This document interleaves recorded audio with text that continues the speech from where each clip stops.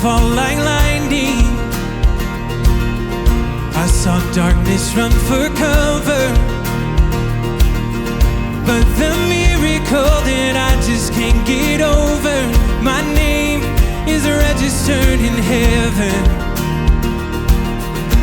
I believe in signs and wonders. I have resurrection power. Yes, I do. Still the miracle that I just can't get over, my name is registered in heaven. Oh, my praise belongs to you forever. This is my testimony from death to life, 'cause grace rewrote my story. I'll testify, by Jesus Christ the righteous, I'm justified. This is my testimony. This is my testimony. Hey.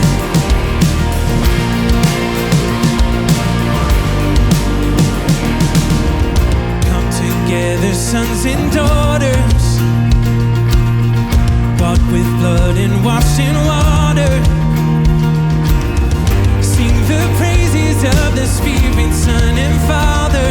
Our God will finish what He started. Oh, our God will finish what He started. Oh, this is my testimony from death to life, 'cause grace rewrote my story. I'll testify, by Jesus Christ the righteous, I'm justified. This is my testimony. This is my testimony. Hey.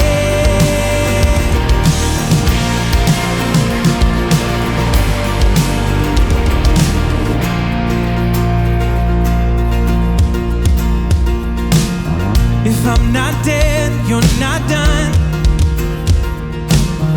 Greater things are still to come. Oh, I believe. If I'm not dead, you're not done. Greater things are still to come. Oh, I believe. If I'm not dead, you're not done. Greater things are still to come. Oh, I believe. If I'm not dead, you're not done. Greater things are still to come. Oh, I believe.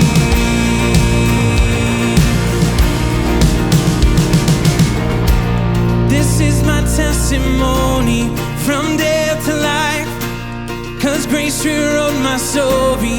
I'll testify, by Jesus Christ the righteous, I'm justified. This is my testimony. Oh, I'm alive. This is my testimony from death to life, 'cause grace rewrote my story. I'll testify, by Jesus Christ the righteous, I'm justified. This is my testimony. This is my testimony.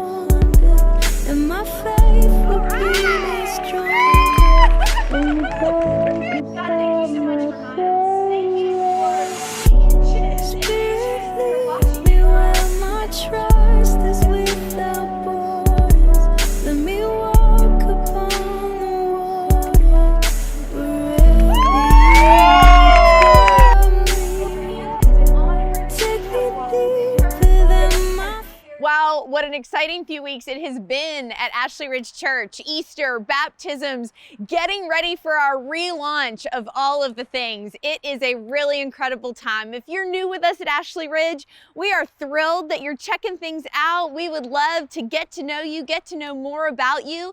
You can click that button that says Connect Card or go to cc.ashleyridgechurch.org. Let us know if you have a prayer request or a question or any way that we can connect more with you. We are gearing up for a May 2nd restart of all of our environments. We have never closed down in this pandemic. We've done things online, we've done things outside, we've been in the cafeteria, and now we're ready to get back to worship in the auditorium and all of our different kids and student environments on Sunday mornings, and we want you to be part of it. If you are local to our area, we would love to have you part of our on-site volunteering teams. And if that's something that you'd like to know more about, you can text the word SERVE to the number that's on your screen, 843-604-2282. Text that word SERVE. Let us know. We'll get in touch with you, answer your questions, let you know the various ways that you can be involved. And speaking of that, next Sunday, April 25th, we are doing a training Sunday. We are pulling everything off the trailers. Worship will be online only, and we're gonna go through all the different pieces. And so again, let us know you're interested in serving, and we can connect you and help you to be part of that. And if you're just with us online and you'd like to volunteer, there's ways to do that too. So still reach out to us. We'll connect with how you can be part of online hosting and prayer teams and all those kinds of things.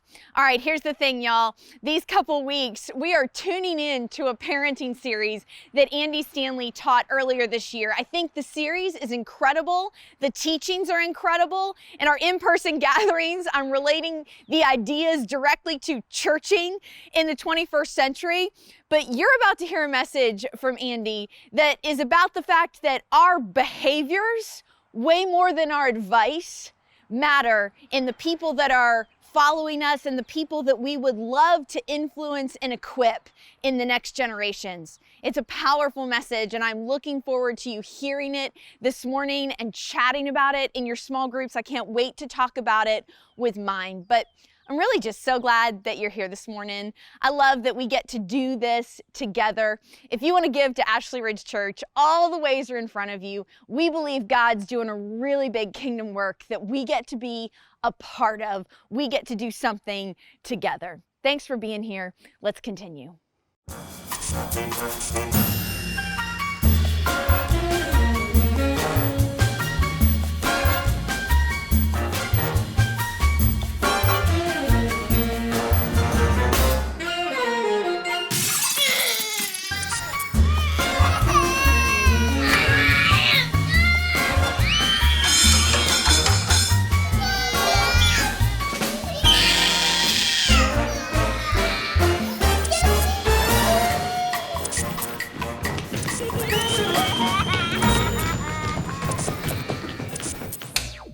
So here's something to help launch us into today's topic. I want you to think about this.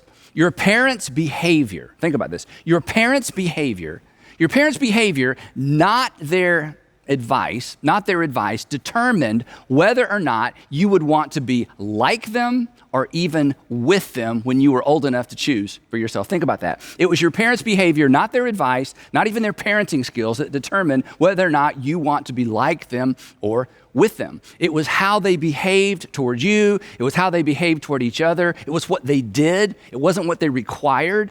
Again, it was their behavior, not their parenting skills, that determined the trajectory of your relationship with your parents. So, and this should give us all a moment to pause, chances are your behavior, not your advice, will determine whether or not your children will want to be like you or whether or not they even like you. Your behavior will determine whether or not your children will want to be you or even be with you when they're old enough to decide for themselves.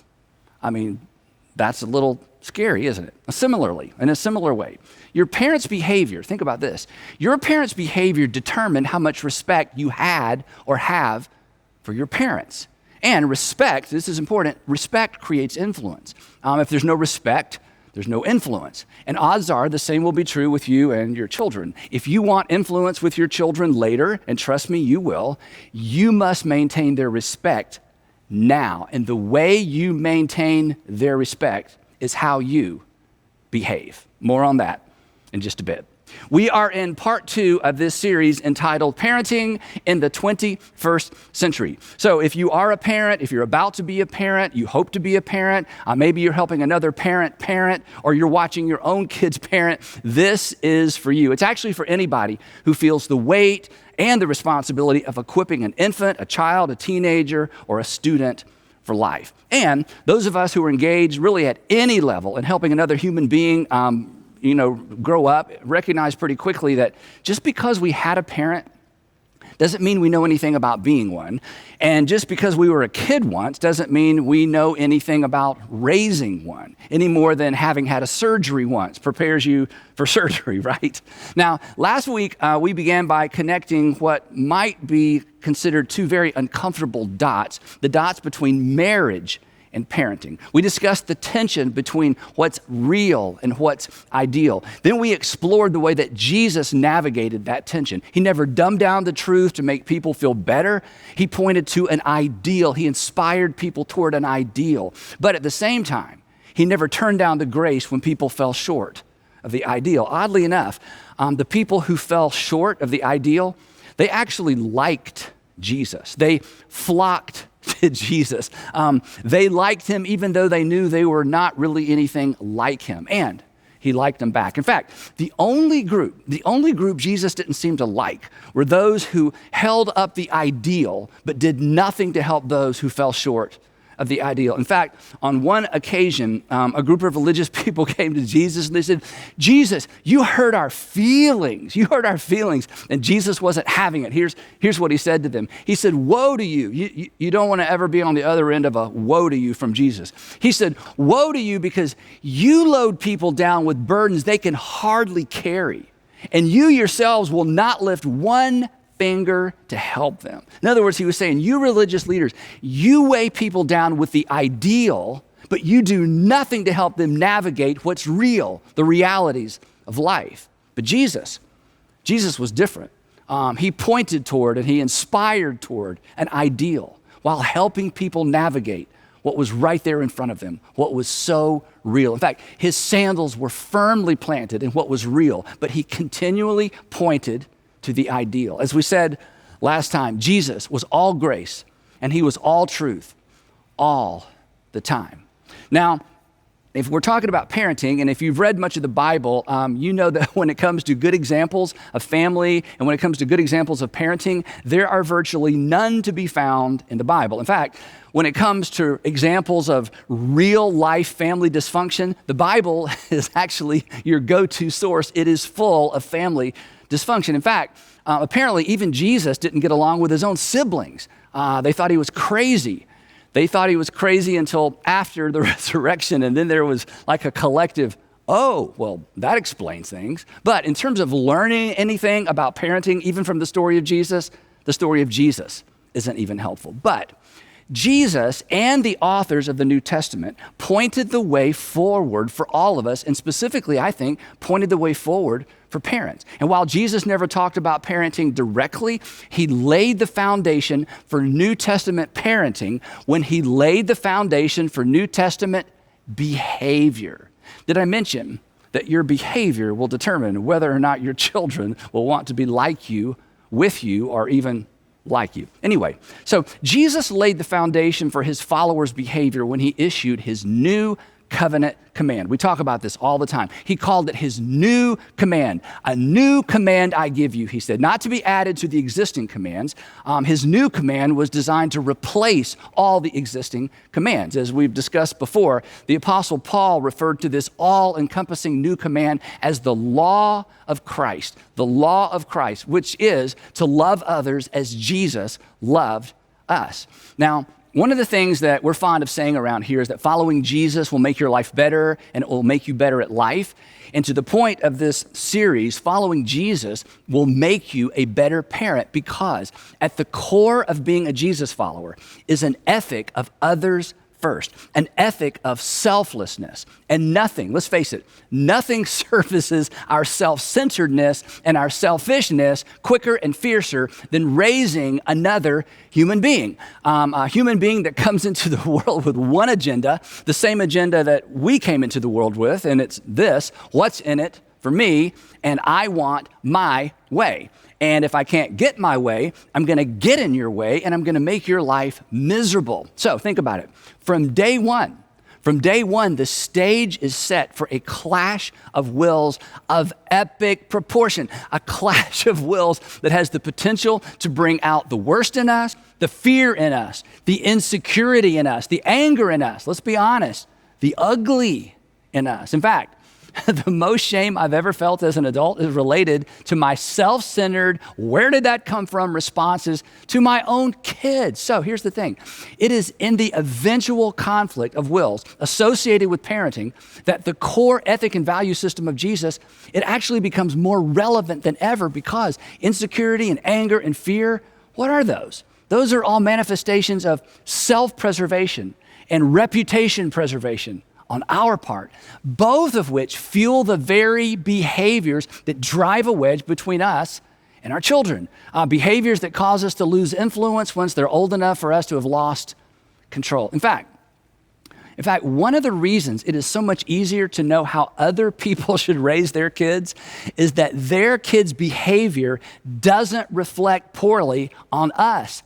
Our kids' behavior points directly back to us. And our response, this is so important, our response says a great deal about who and what we are most concerned about. And when we get it right, when we are able to keep our ego and our pride in check, when we're able to respond out of concern for our kids rather than in response to how our kids' behavior reflects on us, our response has the potential to create not only teachable moments, but defining moments. And I'll give you an example.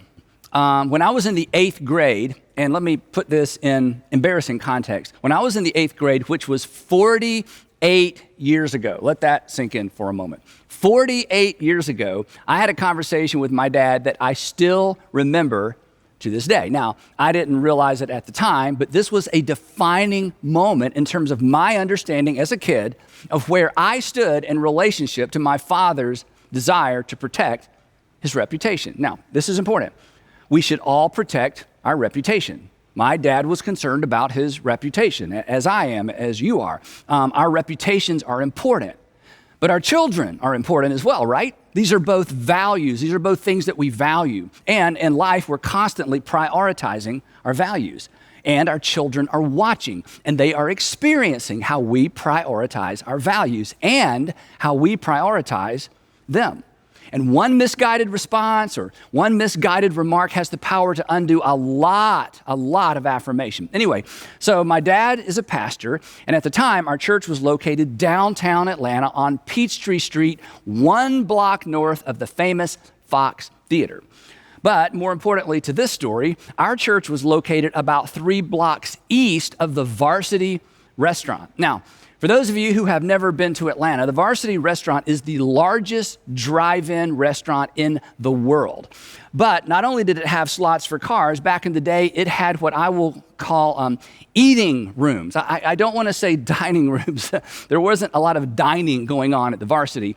These eating rooms were basically full of plastic chairs all in a row attached to plastic little tables. Think, 5th grader desk.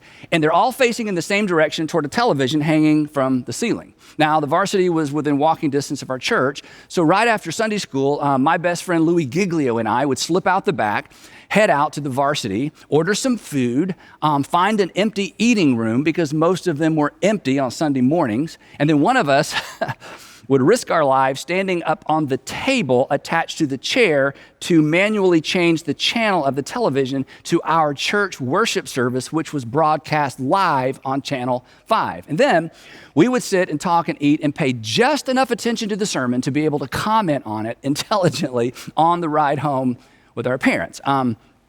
We wouldn't lie exactly, we just deceived. Anyway, we would have enough information to give them the impression that we were actually in church listening to my dad preach. And that brings me to this most memorable moment with my father. We were driving home from church. It was just the two of us, and I was sitting directly behind him in our green Grand Safari station wagon. You may remember those. The third seat faced backwards. Anyway, I'm sitting right behind him, so there's no eye contact. And at some point in the conversation, he said, "Andy, Evelyn told me that someone told her that they saw you and Louie leaving church and leaving the church property right after Sunday school." And then he paused. Now, Evelyn was my dad's secretary. We had secretaries in those days. When he said that, I didn't say anything. I assumed I knew what was coming next, and I assumed it would not be pleasant. And then, after what seemed like an eternity, he said something I would never forget. But when he said it, he had no idea I would never forget it. And that 48 years later, I would still remember it. Here's what he said. He said, "And Andy, do you know what I told her?" I said, "No, sir." He said, "I told her, you tell your friend to raise her kids, and I'll raise mine." Silence. That was it. He didn't follow up with, "But if you and Louie ever skip," none of that. He just dropped it, and he never brought it up again. And in that moment, I felt drawn in rather than pushed away. I felt important. I felt like my dad sided with me rather than against me. And next week, I'm going to talk to you about how you can side with your kids when you're disciplining your kids, so don't miss next week. Now, I didn't have words for it then, but at a level that I probably couldn't even have understood as an 8th grader, on that day, I knew I was more important to my dad than his public reputation. His ego was in check. He put me first, and I felt it, and honestly, I still feel it. That was some really good parenting. And here's the interesting thing, and this won't surprise you. The next Sunday, Louie and I were on the second row. Now, here's the thing. A defining moment is better than a teachable moment. We love teachable moments as parents, but I'm telling you, a defining moment is better than a teachable moment. But they are so easy to miss when our ego is not in check, when our reputation is on the line. What we do and how we respond, how we behave when our ego is on the line, it leaves a mark for good or for bad. Now, before I get back to what Jesus had to say, one more little ancillary lesson that's related to this particular story. I mentioned that my dad in that moment, he put me first as in ahead of his reputation. But one thing he and my mom never did, they never put me in the center. My parents never allowed me or my sister to control the family dynamic by placing us in the center. And this is really important, and this is something a lot of parents miss, especially first-time parents. One of the best pieces of advice Sandra and I received early on was this. And again, when we heard this, we didn't even have kids. They said, you were already a family before you had children. You were already a family before you had children. Your children are simply a welcome addition to something that already exists. This is so important because let's face it, the gravitational pull is for the child or for our children to become the center of a family. And that is a mistake. They are welcome additions. Don't make them the main act. So back to where we started. As it turns out, the ruby red slippers of parenting, the secret of parenting, is actually embedded in Jesus' new covenant command. A command fueled by a value system of check your ego out the door, just like Jesus did. In fact, on that note, this is so interesting. The Apostle Paul says that Jesus, who was in very nature God, did not regard equality with God as something to be grasped or to be leveraged for his own benefit. So if he didn't, we shouldn't either. Clearly, Jesus kept his ego in check, and he had every excuse not to. He was God. But anyway, his is a system of others first, sacrificial love, tough love. If you hate me, so be it love. I will not do anything for you if it's not good for you because I love you. But the challenge, as I've pointed out, is that when Jesus issued his new covenant command, he wasn't talking specifically to parents. But fortunately, the Apostle Paul comes along a few years later, and he gives us some handles, some specific application. Basically, his message was this: here's what the Jesus brand of love looks like in the real world, in real relationships. Here's how love behaves. Here's how love behaves under pressure. Here's how love behaves at home. Here's how love behaves when you're raising your children. Paul supplies his readers, he supplies us with handles in all of his letters. In fact, all of his one another statements that you'll find scattered around his letters: forgive one another, encourage one another, carry one another's burdens, submit to one another. These are all simply applications of Jesus' new covenant command. But his most famous explanation of what the Jesus brand of love looks like and how it behaves is also, I think, his most instructive for parents. His most detailed description of what the Jesus brand of love looks like and acts like is found in his first letter to Christians living in Corinth, which is located in Greece. So for the remainder of our time today, we're going to focus our attention on just 3 words from 1 Corinthians. 3 words that summarize one facet of how love behaves and how love should behave at home. So here it is. You're familiar with this. Paul writes, love is. And again, this is not just any kind of love. This is the Jesus brand of love. This is the brand of love demonstrated by Jesus and the brand of love that Jesus' followers are commanded to follow. Even his parent followers, even his step-parent followers. I mean, after all, you love your son, right? You love your daughter. Paul says love is patient. Patient. Why did he have to start there, right? And how did he know? I mean, one of my worst habits when our kids were young was I would say something like this to Sandra. I would say, so you're going to be gone in the morning, so you're going to need me to babysit, right? She'd say, no, you don't babysit, you parent. You're the parent. And I'd be like, oh yeah, but it kind of feels like babysitting because it feels like an interruption. I had to stop. I had to slow down. I had to move at someone else's pace. That's what love required of me as a parent, because love isn't pushy, it's patient. And honestly, whenever I read this verse or think about this verse, I always think about this picture. This is a picture of Sandra's dad walking on the beach at Hilton Head, South Carolina with our middle child, Garrett, when he was obviously very young. Every time I look at this picture, I think 2 things. I think, number 1, grandparents are more patient than parents. And the other thing I think about is this: what happens, think about it, what happens when we refuse to move at another person's pace? And this is Paul's point. Love chooses to move at the other person's pace rather than requiring that person to move at ours. And the reason this is so hard is because patience isn't natural. Your natural pace is natural. But here's Paul's point.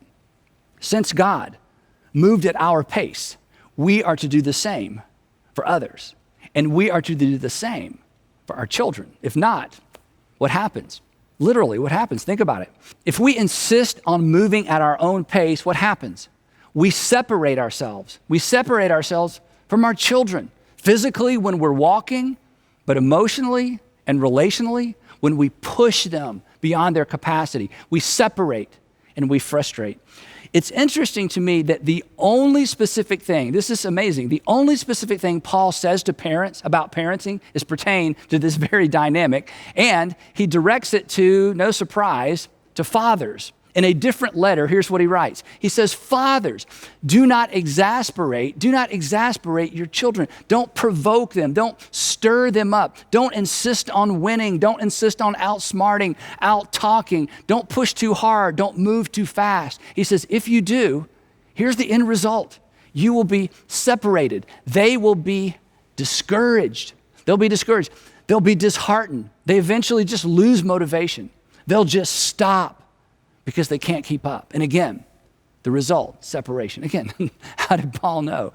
And how interesting, and yet maybe not surprising, that he didn't address this to moms and dads. Just me, just fathers. Love is patient. Now, I know what some of you are thinking. I understand this because I think and I thought the very same thing. You're thinking, but Andy, okay, look, Andy, that's great. I'm glad that's in the Bible. But if we don't push our kids, if we don't expect more of them than they expect of themselves, if we don't ensure they reach their maximum potential, then they may not turn out. To which I would say to you, turn out what? In fact, I'll finish the sentence for you. Then they may not turn out the way you want them to turn out. They may not become what you want them to become. So let's pause and think about this for a moment. Is that really what you want? Wouldn't it be better to discover what they were born to do, who they were born to be, and facilitate that? That's what great parents do. I have never met a father. I'm sure they're out there somewhere, but I've never met a father who wished he had been harder on his children. I've met plenty of fathers who have little to no relationship with their adult children because they were so insistent that their kids become what they failed to become themselves, or because they felt like their kids were going to fail to become what they had become. So inspire your kids, of course. Motivate, of course. Push to the point of exhaustion and frustration? No. Compare and shame? No. Because parents, that's about you. That's not about them. Let's not kid ourselves. Besides, this might help. Do you know what the number one predictor of relational and professional success is? The number one predictor, not just professional success. And again, as parents, sometimes we get really focused on that. But do you know what the number one predictor of both relational and professional success is? Self-awareness, which is the cousin of emotional intelligence, which results in personal security as opposed to insecurity. And do you know what the number one contributing factor is to a person's security, their EQ, their self-awareness? Their home life. Now, last week I told you that one of the advantages that Sandra and I had was that my job allowed us to get to know some amazing parents, some parents who maintained really great relationships with their kids all the way through middle school and high school and beyond. And one dad in particular, his name was Don, gave me some great advice. Actually, it wasn't advice. He just told me a story about he and his son that I took as advice. And again, you're going to think I'm making this up. This was long before we even had kids. Anyway, his son, also Don, had just graduated from high school and was starting college. And his dad told me about a conversation he had with little Don as he was headed off to school. Now, like most high school graduates, Don, his son, had no idea of what he wanted to do when he grew up. So his father was helping him make the transition. And during the transition, he said to his son, he said, Don, look, whatever you want to do with your life, I'll support you. And I'll use my influence to help you any way I can. But until you know what you want to do, will you trust me to point you in a direction so that you go into college with some sort of direction? And look, the moment you figure out what you want to do, all bets are off. I'll just support you in whatever you want to do. But will you at least take my advice and let me direct you going in, point you in a direction? And his son, Don, said, sure. Now, of course, the fact that his son would take that kind of advice from his dad said a lot about their relationship anyway. They were one of the families that we paid close attention to. So he suggested that his son, Don, begin, go to college and pick a business major. And he told him specifically what he thought he should focus on in business school. And he said, you should go into business school with the goal of going to law school based on Don's aptitude and his personality, but not necessarily his interest at the time. So that's what his son did. He went to college, he majored in business, he finished college, he got into law school, and today he's a very successful attorney in the Atlanta area. Now, again, this was before we even had kids. And when he told me that story, I thought, that is such a great approach. You choose, but until you choose, will you trust me to choose for you? So, no lie. 20 years later, my oldest son, Andrew, is headed off to college with no idea of what he wants to do and little idea of what he wants to major in. So I gave him Don's speech. I said, Andrew, will you allow me to point you in a direction until you know what you want to do? And he said, sure. And I suggested he get a finance degree based on, again, his aptitude, but not necessarily his interest at the time. I just felt like that would set him up for a variety of opportunities later on. And I assured him, hey, if you change your mind after your freshman year or you change your mind midstream, no problem. I just want you to go in with a direction in mind. So that's exactly what he did. He stuck with it. He graduated with a finance degree, and right out of college, he landed a great job. Then, after about a year of working there, and some of you know this, he started going to comedy clubs at night. And before long, he was on stage doing comedy for $20 and a burger. And then after a couple of years of that, we had the talk. Not that talk. We'd already had that talk. We had the talk where he said, Dad, I really like my job, but I want to quit my job and do stand-up comedy full time. And I said, Andrew, I did not pay out-of-state tuition for 4 years so you could just throw it all away on some harebrained idea that isn't going to pay the bills. Besides, what are people going to think when they find out that my son... No, I didn't do that. Because my responsibility as his father isn't to decide what he does with his life. My responsibility is to put my weight behind what he decides to do with his life. It's his life. Besides, that was the deal. And honestly, it was pretty easy for me and Sandra because that's the way we'd been parenting all along. It's what we saw other great parents do. But maybe more importantly than that, that was really the way that both of us were parented. If I heard it once, I heard it 1,000 times from my dad. Andy, all I expect from you is that you do your best. All I expect is that you do your best. And did I always do my best? No. But I do now. Love is patient. Love is patient. Love is not pushy. Love does not exasperate. Love doesn't drive a wedge. Love doesn't allow ego and reputation to dictate the tone or the pace of the relationship. Love picks up on someone else's natural pace and rhythm and adjusts their pace and rhythm accordingly. And love, because of patience, maintains influence all along the way. Love is patient. So, a couple of questions as we wrap up today's episode. Who feels rushed by you? Who feels unnecessary, maybe even unhealthy pressure when you walk into their room, when you walk through the front door? Who are you driving away in your effort to bring out their best? And what would it look like? You don't have to commit to this, just think about it. What would it look like?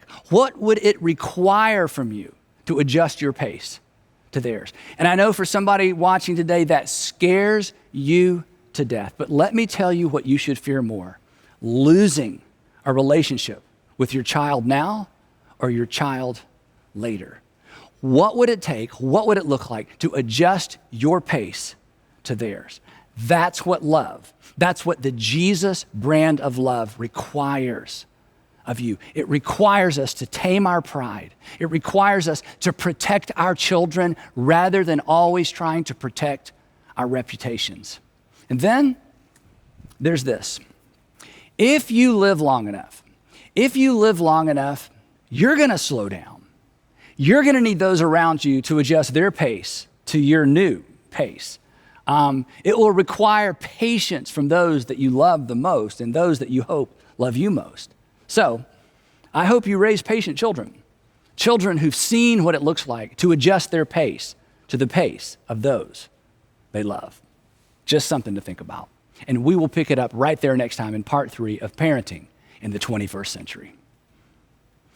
Now, as always, we have some questions to help you keep this conversation going. So here are 3 questions that I'd love for you to discuss now with the folks you're watching with or perhaps later in your community group. Question number 1, it's kind of a fun question. Parenting has the potential to bring out the ego in us, the fear in us, the insecurity in us, the anger in us, the ugly in us. Which one of these, if any, do you relate to most? Number 2, where did your parents fall on the patient to pushy continuum? Did either parent exasperate you in their effort to help you excel? And number 3, where do you fall? Where do you fall on the patient to pushy continuum in your marriage and with your kids? And do you have some work to do? Now, aren't you glad your Heavenly Father is and was patient with you? That He moved at your pace, that He pursued you, but then at the right time, when you were finally open to it, He sent someone to invite you to church, someone to explain the gospel in a way that you could actually understand. His ways are perfect. His timing is perfect because our Heavenly Father is patient. And here's a gentle reminder.